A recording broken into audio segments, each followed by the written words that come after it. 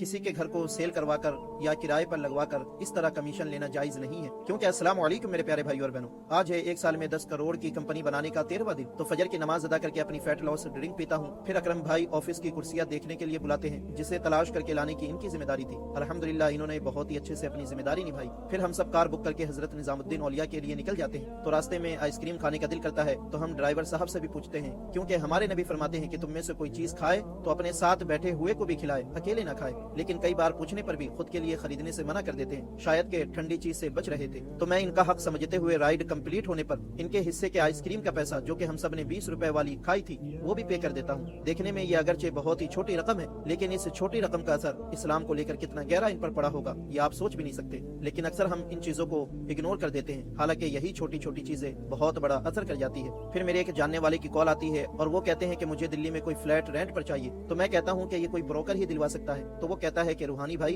Broker लोग तो हराम का पैसा ले लेते हैं। तो मैं उसे समझाता हूँ कि किसी भी चीज को डील करवाने में कमीशन लेना बिल्कुल जायज है। ये आज से नहीं, हमारे नबी के जमाने से है। इसी तरह किसी ब्रोकर का किसी घर को बिचवाने और किसी घर को रेंट पर लगवाने में वो अपनी मेहनत की उजरत लेता है। कितना दौड़ भाग करता है, कितनी मेहनत करता है, ये किसी ब्रोकर के साथ रहकर ही पता चलेगा। तो जिस चीज की उजरत लेना जायज है, इस बारे में हम सबको इस तरह बिल्कुल नहीं बोलना चाहिए। लेकिन ब्रोकर के लिए ये जरूरी है कि वो अपना कमीशन पहले ही सेलर और बायर से क्लियर कर दे कि मैं इतना कमीशन लूंगा, और कमीशन उतना ही लेना चाहिए जो मार्केट में चल रहा हो। लेकिन बहुत से ब्रोकर कुछ इस तरह भी कमीशन ले लेते हैं जिस तरह कमीशन लेना जायज नहीं है। अगर कोई ब्रोकर सेलर यानी बेचने वाले का मौकिल बनकर खुद उसकी तरफ से डील करने लगे तो उसके लिए सिर्फ सेलर से कमीशन लेना जायज होगा। बायर या रेंट पर घर लेने वाले से कमीशन लेना जायज नहीं होगा, क्योंकि आकिद उस शख्स से कमीशन नहीं ले सकता जिसे वो कोई चीज बेच रहा है। और जब ब्रोकर खरीदो फरोख्त करने वाले में से किसी का भी मौकिल बन जाता है तो वो आकिद कहलाता है, ब्रोकर नहीं। तो वो फिर दोनों से कमीशन नहीं ले सकता, बल्कि जिसकी तरफ से मौकिल बना है सिर्फ उसी से कमीशन ले सकता है। तो बिजनेस के इस इस्लामी उसूल को जरूर याद रखें।